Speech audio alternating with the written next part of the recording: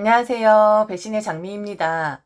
오늘 이야기는 무시하고 싶은 어떤 사람에 대한 사연입니다. 과연 이 집안에 어떤 사정이 있었을지 사연 속으로 들어가 보겠습니다. 시어머니와 저는 사이가 그다지 좋지가 않습니다. 이유는 시어머니의 아들에 대한 지극한 사랑 때문이었죠. 시어머니는 제 남편을 당신 아들을 정말 많이 사랑하시는 분이었고, 당신 인생에 있어서 가장 중요한 존재라고 하셨습니다. 그런데 참으로 우습게도 그리도 당신이 소중하다 생각하는 아들에게 크나큰 상처를 주신 분도 바로 시어머니셨습니다. 시어머니는 시아버지와 오래전 이혼을 하셨었고 혼자서 아들 둘을 키워내신 강성의 여자이긴 했어요. 그런데 남편과 시동생이 다 크고 어느 정도 사회인으로서 역할을 할 때 시어머니는 재혼을 결심하셨습니다. 그분이 현재 제 시아버지가 되시겠죠. 시어머니와 제 남편 그리고 시동생은 시어머니가 재혼을 하시기 전까지만 해도 사이가 매우 돈독했던 것으로 알고 있습니다. 연애 때 남편을 보면 항상 그랬었거든요. 좋은 걸 먹어도 자기 엄마 이야기, 좋은 곳을 가도 자기 엄마 이야기. 남편은 효자였었고 자기 엄마를 끔찍히 생각하는 그런 다정한 아들이긴 했었습니다. 애정 표현도 서슴지 않는 그런 사람이었었고요. 한마디로 남편은 아들이지만 시어머니에게는 딸처럼 구는 살가운 사람이었었죠. 비단 이것이 남편에게만 국한되었던 것이 아니라 시동생도 마찬가지였었어요. 시어머니가 너무 고생하면서 아들들을 키워내셨기에 그 고충도 잘 이해를 하고 있었고, 하물며 시동생 같은 경우엔 취업을 하자마자 스스로 시어머니에게 월급 통장 전부를 맡겼던 것으로 알고 있습니다. 시어머니에게 관리를 하라 했고 시동생은 자기가 필요한 것에 대해서만 용돈을 받았으면 그만이라고 말이죠. 게다가 시동생은 시어머니에게 그리 약속을 했다 하더군요. 만일 결혼을 해도 형이 시어머니를 모시지 않으면 자기가 모실 것이고 월급 통장 또한 자기 아내에게 맡기는 것이 아니라 시어머니가 돌아가실 때까지 자기 월급 통장을 맡게끔 할 것이라고 말입니다. 그 정도로 시동생 또한 시어머니를 생각하는 마음이 깊었었고 결혼을 해도 연애를 해도 모든 중심에는 시어머니가 있었습니다. 만일 시동생의 저런 마음을 미래에 결혼할 사람이 알게 된다면 땅을 치면서 대판 싸울 일이었지만 그 정도로 시동생 또한 효심이 극진했었고 시어머니를 그리 대우하는 것을 당연하다 생각하는 그런 사람이었었죠. 제가 처음 시댁에 인사 갔던 날도 생각이 나는데 이미 그때는 재혼을 하셨던 경우라 시어버지가 계셨었지만 시어머니는 제게 그러셨습니다. 시동생의 생각들을 이야기하면서 이 얼마나 기특한 생각이냐고 말이죠. 그러면서 은근히 말씀을 하시는 게 아니라 대놓고 말씀을 하시더라고요. 당신 아들들과 당신 사이가 얼마나 돈독하고 끈끈한지 말이죠. 끈끈하고 사이 좋았던 거 맞지요. 그런데 그건 시어머니가 재혼하시기 전의 일이었었고 제가 결혼을 할 당시만 해도 두 아들들과 시어머니 사이는 이미 멀어질 대로 멀어진 그런 상태였었거든요. 변해도 한참 변해버린 아들들의 입장은 생각도 못한 채 오직 시어머니 혼자만 여전히 우리 아들들은 효심지극한 아들들이다. 이 세상에서 자기 엄마만 생각하고 자기 엄마만 우선시하는 그런 아들들이다. 혼자 자화자찬을 하셨던 거였죠. 상황 파악을 못해도 너무 못하신 그런 분이셨고 이미 모든 것을 눈치챈 저였었는데 며느리를 드린다고 하니 시어머니가 되시는 그분 입장에선 제게 당신이 우위에 있다라는 것을 강조하고 싶어 하시는 것 같았습니다. 우리 아들들이 나를 얼마나 아끼는지 내가 말 안 해도 알 거야. 우리 아들이랑 연애 오래 하지 않았었어? 하물며 우리 작은 아들은 결혼하면 꼭 모시고 산다나 뭐라나? 우리 작은 아들 월급 통장 나한테 맡긴 것도 알고 있지? 결혼해도 끝까지 나한테 맡기겠다고 하는데 어디 그럴 수 있나? 암튼 내가 이렇게 우리 아들들한텐 귀한 대접을 받는 사람이야. 아들들이 그리 대접을 하니까 이 너희 시아버지 되는 사람도 그리 나를 아끼고 하지. 여잔 자고로 이렇게 사랑을 받으면서 살아야 하는 거야. 그런데 아무나 사랑을 받나? 그건 아니고 사랑받게끔 행동을 해야 나처럼 되는 거니까 결혼하고 나면 아마 나한테 많은 걸 배워야 할 거다. 나도 성심성의껏 잘 알려주도록 할게. 시동생의 월급 통장에 대해서 시어머니는 오랫동안 자랑을 일삼으며 말씀을 하셨는데 재혼을 하신 뒤 시어머니에게 실망을 한 시동생이 여러 번에 걸쳐서 시동생의 월급 관리를 그만하시라 말씀을 드린 것으로 알고 있습니다. 그걸 거절한 분은 바로 시어머니셨고요. 그런 갈등들이 있다는 것을 다 알고 있는데 어떻게 제 앞에서 자랑하듯이 그리 말씀을 하실 수가 있는 건지 착한 남편 그리고 착한 시동생이 안쓰러웠습니다. 속상한 마음이 가득할 텐데 아무 말 않고 받아들여주는 그들의 마음이 시어머니를 사랑하기에 그리고 사이가 좋았었기에 그리 해줄 수 있는 마지막 배려라고 생각을 했었습니다. 시어머니가 재혼을 하시자 남편과 시동생이 시어머니를 생각하는 마음은 180도로 바뀌게 되었습니다. 사실 결혼을 얼른 해야지라는 생각도 없었는데 시어머니가 재혼을 하시고 얼마 안 있어 남편은 제게 바로 프로포즈를 했었습니다. 빨리 결혼을 하자고 말이죠. 저와의 결혼을 빨리 서두른 이유가 저를 너무 사랑해서 얼른 저와 한 가정을 꾸리고 싶어서가 아니라 남편은 시어머니와 함께 재혼을 하신 시아버지와 사는 것을 매우 불편하게 생각을 했었습니다. 어쩌면 오랫동안 우리 엄마는 우리만 바라보고 살았었는데 우리만 사랑을 했었었는데 갑자기 그 사랑이 나뉘어진다고 하니 질투심에 셈이 나서 남편이나 시동생이 상처를 입었을지도 모르겠습니다. 상처라기보다는 귀여운 투정일 수도 있지요.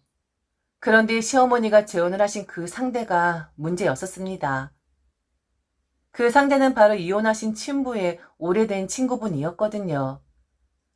시어머니는 이혼을 하시고 어려운 상황이 있거나 괴로운 상황이 있을 때 그 친부의 친구분에게 의지를 많이 했었다고 들었습니다. 그래서 남편도 시동생도 그 친구분을 삼촌이라고 하면서 잘 따라섰다고 했었고요. 그런데 갑자기 삼촌이라던 사람이 아버지가 되니 얼마나 당황을 했겠어요. 어렸을 때도 아니고 아들 둘이 장성하니 그 삼촌과 오래전부터 사랑하는 사이였었고 이제는 니들도 독립할 나이가 되었으니 우리의 사랑을 인정받고 우리도 이제 우리의 인생을 살아가 보도록 하겠다. 그러니 축복을 해줘라. 아마 저 같았어도 멘탈 탈탈 털렸을 겁니다. 조금만 더 생각을 해보면 이건 배신일 수도 있는 거잖아요. 그러다가 남편을 알게 되었다고 하더라고요.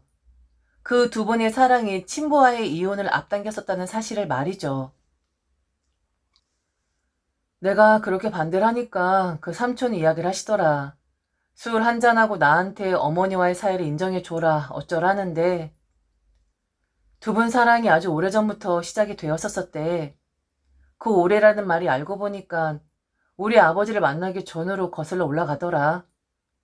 자긴 지금까지 우리 어머니만 바라보고 살았었고 결혼을 했을 당시에도 내 친부랑 친하게 지내면서까지 어머니 옆에 있었던 사람이었었다고. 이젠 자기와 우리 어머니 사이를 인정해 줄 때도 되었지 않았냐고 계속 그렇게 말을 하면서 우는데 순간 그런 생각이 드는 거야. 내 친부 어머니가 이혼하신 게 이 사람과의 관계 때문일 수도 있겠구나. 그래서 슬쩍 물어봤더니 아무 대답을 안 하더라. 부정도 근정도 않더라고. 그 반응이 뭐겠어. 내 감이 사실이라는 거지. 아, 뭔가 부정당하고 배신당한 그런 느낌이야. 이런 어마어마한 속사정이 있었으니 그러니 남편과 시동생이 그리 시어머니에게 실망을 한 거겠죠. 그래서 저는 남편의 프로포즈를 수락했고 결혼을 하게 되었습니다. 시어머니도 적당히는 눈치를 채긴 했으나 여전히 며느리인 제 앞에서 당신을 향한 자식들의 무한한 믿음과 사랑을 뽐내곤 하셨습니다. 그냥 무시했습니다. 그리고 제가 이 집안의 며느리가 되었다 한들 그들의 가정사이인데 제가 왈가왈부할 거린 아니었었으니까요. 딱 해야 할 도리만 했고 결혼하고 독립을 한 남편도 그걸 원했습니다. 시어머니 인생을 사신다 했으니 응원은 못해줘도 망치고 싶은 생각은 없다고 더 이상 원망은 하고 싶지 않다 하더군요.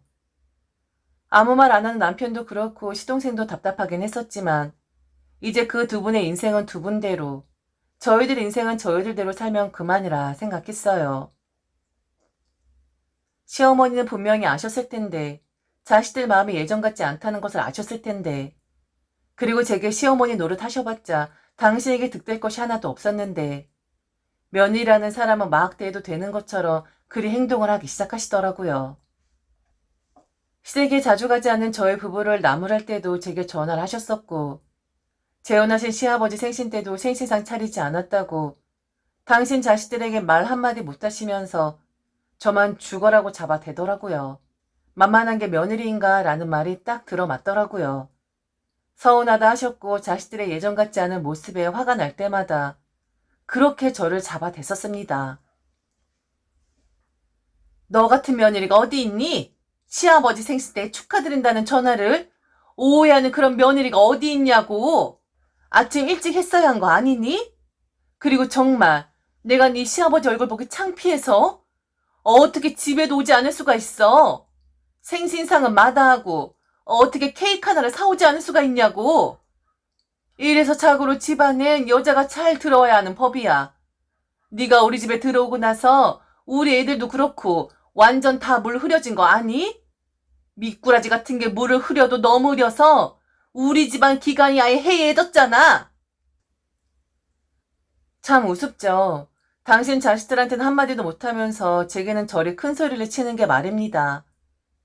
그런데 그런 시어머니 모습을 보는데 안쓰러운 마음이 들었다면 제가 좀 이상한 사람일까요? 모르겠습니다. 저는 그런 마음이 들었습니다. 발악을 하고 있는 시어머니가, 다시 되돌리고 싶어하는 시어머니가, 예전에 곰살맞게 굴었던 자식들을 그리워하는 시어머니가 불쌍해 보였습니다. 그리고 지금 상황을 애써 부정하려고 하는 시어머니도 안 되어 보였었고요. 어머니, 저는 이 집안에 들어온 사람이 아니라 그이랑 결혼을 해서 독립을 한 사람이에요. 여자가 잘 들어왔어야 했네라는 말씀은 너무 구시대적인 이야기 같네요. 그리고 길게 말씀 안 드릴게요. 시아버지 생신상 시아버지 생신 축하 케이크는 제가 아니라 어머니 아들들이 챙겼어야 하는 거죠. 그리고 음력으로 생일을 쇠시는데 이럴 땐 어머니가 먼저 제게 알려주셨어야 하는 게 맞지 않을까 싶어요. 제 남편도 아니고 어머니 남편이잖아요. 그리고 음력 생일은 챙기기 참 힘들어요. 번거롭기도 하고요. 그리고 저 때문에 어머니 아들들이 물이 흐려진 것 같다는 그 말 너무 실수하시는 거 아닐까요? 어머니가 가장 잘 아시면서 왜 자꾸 모른 척을 하세요? 저한테 이럴수록 어머니한테 하나 득될 거 없으니까 저만 잡아대는 거 그만하세요. 저도 참아드리는데 한계가 있습니다. 중간중간 시어머니 토 넘은 말과 행동들 여전히 있었습니다. 한번 반응을 하니 왠지 말꼬투리를 잡아서 제가 실수하기만을 바라는 것 같아서 대꾸하는 것도 중단을 했고 남편처럼 무시하는 것으로 일관하기로 했어요. 그러다가 남편과 시동생이 속상할 일이 하나 생기게 되지요. 바로 남편의 친부께서 돌아가신 거였습니다. 쓸쓸히 혼자 사시다가 아무도 없는 상태에서 홀로 집에서 돌아가셨다고 하더군요. 원래 지병이 있었던 것으로 알고 있었는데 아마도 그 지병이 악화가 되어서 그리 되신 게 아닌가 싶네요. 남편의 친부가 돌아가신 사정은 시어머니도 알게 되셨습니다. 그 일로 시어머니는 다시 한번 남편과 시동생에게 대못을 받게 되셨고요.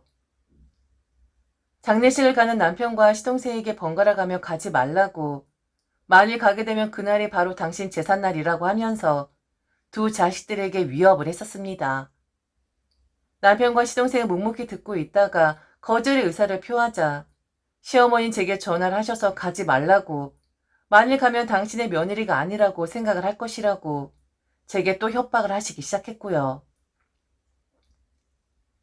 오래전에 이혼을 했다 해도 남편과 시동생에게는 친부이고 그들 사이에 어떤 좋은 일이 있었는지 나쁜 일이 있었는지는 알 수 없지만 그래도 피는 물보다 진한 법 아니겠습니까? 우선은 돌아가신 분에게 예의를 표하는 것이 맞는 것인데 시어머니는 당신의 입장만 고수했어요. 자식들도 아니라고 며느리도 아니라고 하다못해 옛날 일을 꺼내면서 이혼하기 전 친부가 행했었던 치부들을 들춰내기 시작을 하시더군요. 죽은 자는 말이 없는 법이고, 그리고 호사스럽게 생활을 하시다가 돌아가신 것도 아니고 쓸쓸하게 외롭게 생을 마감하신 분인데 저렇게까지 해야 하나 싶었어요. 고인에 대한 예의가 아니었고 고인에게 무례를 범하다 못해 찢어 발기는 그런 느낌이었습니다. 한 번 실망을 했던 것이 두 번이 되고 세 번이 되고 하다 보니 시어머니 자체가 몹쓸 사람이라는 생각이 들더라고요. 어쩌면 저렇게 자기 입장만 생각하지. 그래도 사람이라면 사람 같은 맛이 나야 하는데 늙으면 다들 주책이라고 하더니 노망 난 것도 아니고 왜 저렇게 앞뒤 분간 못하고 날뛰기만 하는 건지 모든 정남이가 다 떨어지려고 하더라고요. 그 일이 있고 난 1년 뒤 더 어처구니 없는 말을 저는 들어야만 했습니다. 알고 보니 시어머니란 사람은 참 이상한 사람이었어요. 자기를 불쌍한 사람으로 만들어서 원래는 그런 사람이 아니었다는 것을 당신 자식들에게 동정을 받고 싶어하는 그런 사람이었었거든요. 시어머니가 괜히 할 이야기가 있다고 시아버지 모르게 할 말이 있다면서 집으로 오시겠다 하더군요. 그날은 왠지 시어머니 목소리가 힘이 없어 보였습니다. 무슨 일인가 싶었는데 혹시나 지금 사시는 시아버지와 무슨 문제라도 일어난 것이 아닌가 하고 남편과 저는 걱정을 했었어요. 이윽고 시어머니가 도착을 하셨는데 시어머니 손에는 뭔가가 잔뜩 들려져 있었습니다. 그리고는 갑자기 남편을 붙잡고 대성통곡을 하시는 게 아니겠어요. 남편도 놀랐고 저도 놀랐고 암튼 갑자기 그러시니까 당연히 놀랄 수밖에 없었죠. 진정을 좀 하시라고 해도 계속 시어머니는 눈물을 흘리셨어요. 그래서 제가 옆에서 시어머니 부축을 좀 해드렸더니 갑자기 저를 세게 밀치면서 소리를 냅다 지르시더군요. 너는 정말 너무하는 그런 애다. 시아버지 생신도 그냥 지나가는 거 내가 이해했다. 사정도 있는 거니까. 그리고 우리 아들하고 그 사람하고 사이를 생각하지 않을 수 없었으니까. 그런데 이거 좀 너무하지 않니? 오늘 무슨 날인지 아니? 오늘 네 남편 친부의 제삿날이야. 나 아침부터 기다렸어. 네가 제사상 차려놓고 나 부를 것이라고 나 그렇게 생각을 했었거든? 그 사람 어떻게 죽었는지 너도 잘 알잖아. 그럼 적어도 네가 네 남편을 생각한다면 기억해 두었다가 조촐하게 제사상이라도 올렸어야 하는 거 아니니? 이렇게 내졸하는데 내가 마음이 놓이겠어? 우리 아들들 마음이 그 당시 어떠했겠니? 나는 멀리서 가슴에서 피눈물을 흘렸지만 그리고 나는 상황상 갈 수 없었으니까 속에서 눈물을 쓸어내렸지만 넌 아니었었잖아. 우리 아들들이 힘들어하고 괴로워하는 모습 너 다 봤잖아. 그럼 네가 좀 알아서 챙길 순 없었던 거야? 내가 챙겨왔다. 얼른 상 차리게 준비해라. 갈 때도 그렇게 서럽게 쓸쓸하게 가더니만 가서도 며느리한테 이런 대접을 받는구나. 그 사람만 불쌍하지. 그리고 이렇게 내절을 못하는 아내를 둔 우리 아들만 불쌍하지. 아유 서러워라. 아유 내 속이야. 내 속이 썩어 문드러지고 있다는 건 절대로 니들 모를 거야. 내가 그 양반 갔을 때 얼마나 울었는지, 남몰래 숨어서 얼마나 울었는지 그 누구도 모른다. 아들아, 엄마가 정말 그랬었어. 너무 속이 상해서, 너무 불쌍해서 엄청 울었었다고. 그런데 어떻게 며느리가 돼서 제사상 하나 올리지 않을 수가 있니? 거의 한을 품었다가 쏟아내는 사람처럼 시어머니는 저리 말씀을 하셨습니다. 그러면서 또 눈물을 뚝뚝 흘리면서 남편을 붙잡고 얼른 시동생을 부르라고 조촐하게라도 아버지한테 상차를 올려서 절이라도 하자고 하시는 게 아니겠습니까?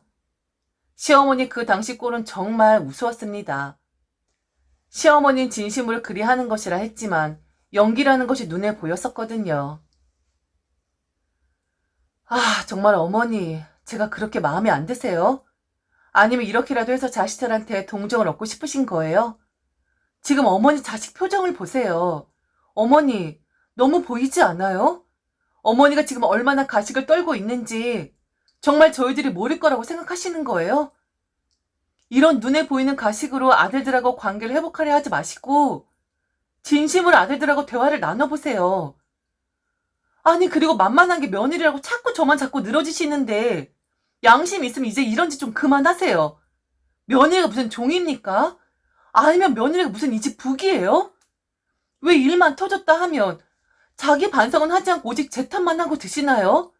근본적으로 어머니 탓이잖아요. 그래서 지금 이런 연기도 하시는 거고, 아들들한테 불쌍하게 보이고 싶어 하시는 것이고, 이미지 개선하려고 하시는 거잖아요. 그것도 며느리인 저를 짓밟아 가면서까지요. 그리고 어머니가 잘못 알고 계시는 것 같은데, 이 사람 친아버지 재산날은 바로 어제였었어요. 그렇게 소리 지르고 협박도 서슴지 않으셨던 분이 제사요? 제가 그분 제사를 챙기지 않았다고 지금 이러시는 거 너무 속 보여요. 그거 너무 빤히 보여요. 어머니 속내가 뭔지 바보가 아닌 이상 다 알아차릴 수 있다고요. 이런 유치한 행동 그만하세요. 지켜보고 있는 사람이 다 창피하고 몸둘 바를 모르니까 어머니가 자식들하고 관계를 다시 회복하고 싶으시다면은 이런 연기를 하시는 게 아니라 대화를 하시라고요. 아니면 자식들한테 미안하다고 용서를 비시라고요. 남편도 시어머니를 한심하게 쳐다보며 길게 한숨을 쉬었습니다. 그리고 그만하시라고. 그렇게 해봤자 어머니만 손해시라고. 알면서도 이야기를 안 하는 자식의 뜻을 어머니가 아시냐고 그러더군요. 서로 얼굴 붉히고 싶지 않고 서로 실망하는 모습 보이고 싶지 않기에 이야기를 하고 싶지 않은 것이니 이제 그만하시라고 했습니다. 그리고 어머니는 이제 어머니 인생을 살아가시면 되는 것이라고도 했어요. 며느리를 들볶는 거 하나 도움될 거 없고, 그리고 그렇게 들볶기라고 며느리라는 존재가 있는 것이 아니라고 제발 좀 그만하시라고 하더군요. 남편 입장에서도 너무 업처구니 없는 일이었으니까요. 진부 돌아가셔서 장례식장 간다고 했을 때 저희 시어머니 정말 돈 없는 행동 많이 하셨습니다. 입에 담을 수 없는 고인을 욕되게 하는 그런 말들 말이죠. 그랬던 분이 갑자기 눈물바람 일으키면서 재산이 어쩌니 하는데 그 누가 시어머니 행동을 진심으로 보겠습니까? 한편으론 저렇게까지 연기까지 하면서 관계 회복을 해보려 하는 시어머니가 안쓰럽기도 합니다. 그리고 좀 속 시원하게 시어머니와 남편, 그리고 시동생이 앉아서 이야기를 했으면 하는 마음도 있고요.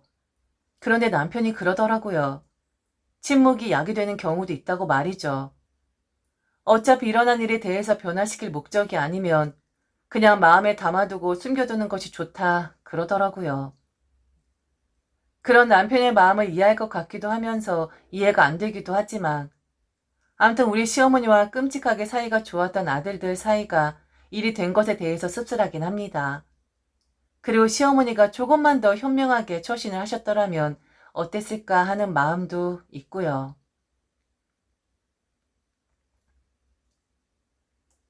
지금까지 들어주셔서 진심으로 감사합니다. 이상 배신의 장미였습니다.